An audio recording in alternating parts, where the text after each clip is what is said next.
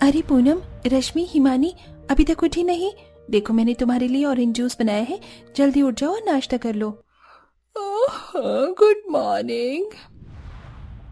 अरे अरे पूनम, ऐसे जमीन पर पाँव नहीं रखो, सर्दी का मौसम है और फर्श ठंडा है। ये लो, इन चप्पल को पहनकर बाहर निकलो।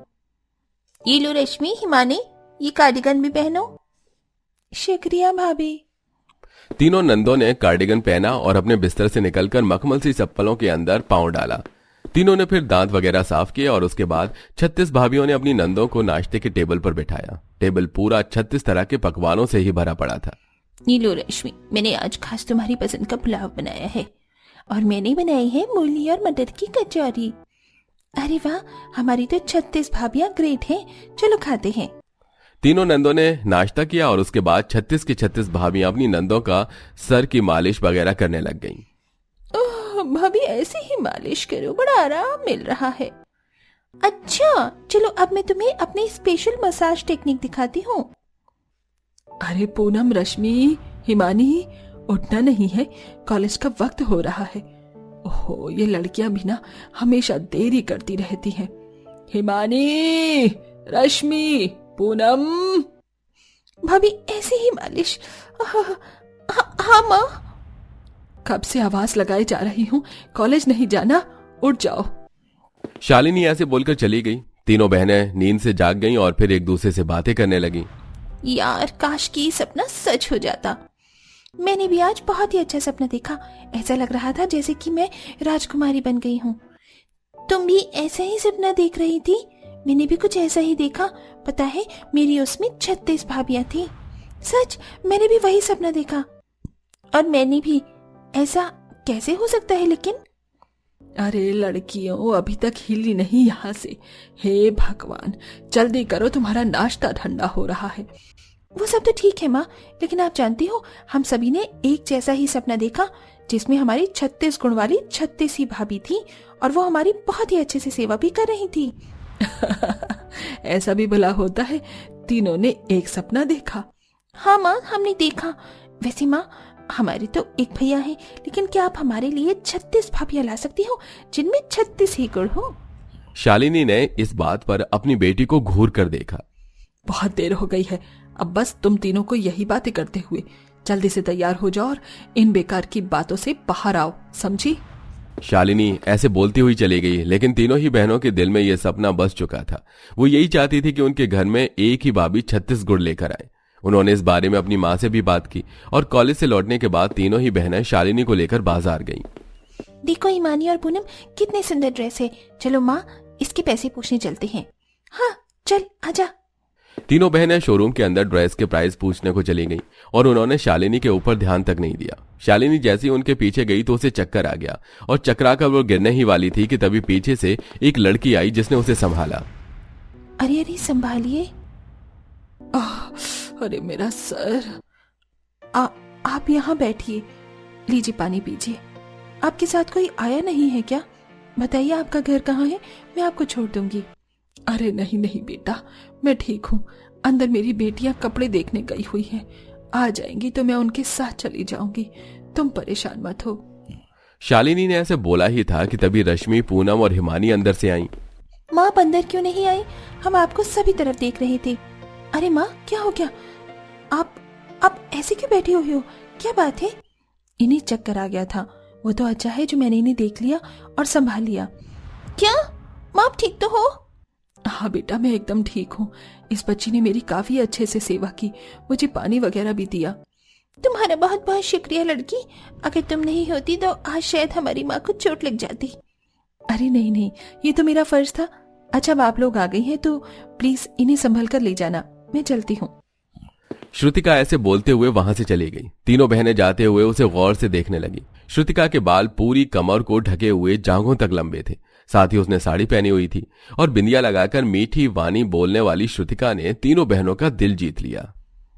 वैसे माँ, वो लड़की जिसने आपकी मदद की थी कितनी सुंदर थी ना। गोरा रंग, लंबे बाल, मीठी बोली, फिक्र, अच्छी आदत और सादे पहनावा भी, सब कुछ अच्छा ही था। मुझे तो वो लड़की सर्वगुण संपन्न लगी। सही कहा, देखने से लग रहा था कि 36 गुण होंगे उसके अंदर। माँ क्यों ना आप भैया की शादी उसी से करवा दो। लड़की अच्छी तो वो मुझे भी लगी, लेकिन पता नहीं उसका घर कहाँ होगा। अरे ढूंढने से तो माँ भगवान भी मिल जाता है, तो वो लड़की क्या चीज है, हम ढूंढेंगे उस लड़की का पता। पूनम ऐसे बोलकर मुस्कुराने लगी। तीनों बहनें ठान चुकी थी कि अपनी इकलौती भाई की श्रुतिका से ही शादी करवानी है। उन्होंने अपनी सारी सहेलियों से उसके बारे में पूछा और आखिरकार उन्हें श्रुतिका का पता मिल ही गया। बस फिर क्या था, ढूंढने के बाद तीनों बहनें और उनकी माँ श्रुतिका के घर राघव का रिश्ता लेकर गईं, जो कि पक्का हो गया।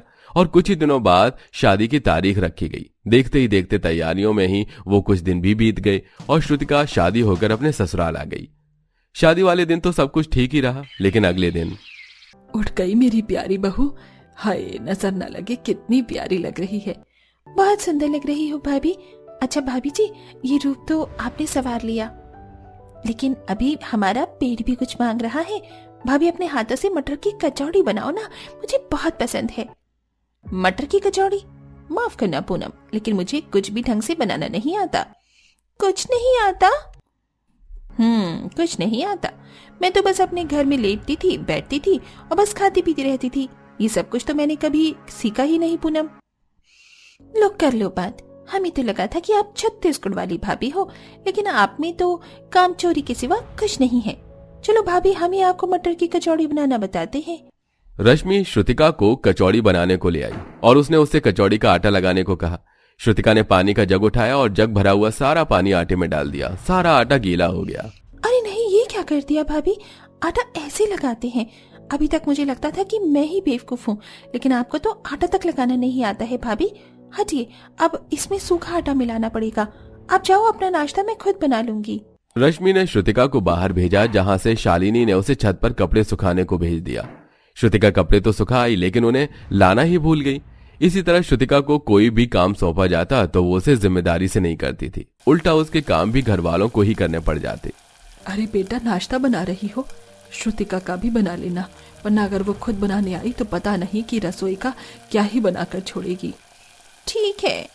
तीनों नंदों को अपनी भाभी का नाश्ता भी खुद ही बनाकर देना पड़ता था, जो कि उन्हें जरा सा भी पसंद नहीं था। ऐसी सिलसिला जारी था कि एक दिन तीनों नंद सुबह के वक्त अपने कमरे में बैठे हुए एक दूसरे से शिकायत कर रही थी। अच्छी भाभी मिली है हमें, न कोई काम करती है न किसी और चीज से मतलब, उल्टा हमारे ऊपर भी बोझ बन गई है।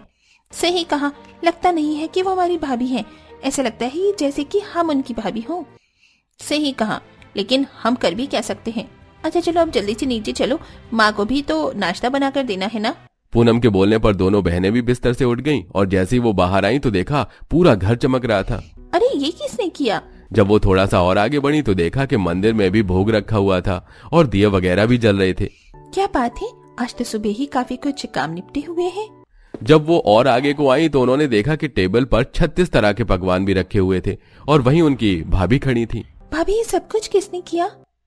मैंने। क्या? हो ही नहीं सकता, आप इतना कुछ कभी बना ही नहीं सकती हो। ऐसा नहीं है, मैं अब इस घर की बहू हूँ और मैं भी सब काम करने जानती हूँ। अच्छा, तो अगर ऐसा है भाभी, तो अब तक आप कुछ भी क्यों नहीं करती थी? ताकि तुम्हारी आदत न बिगड़े।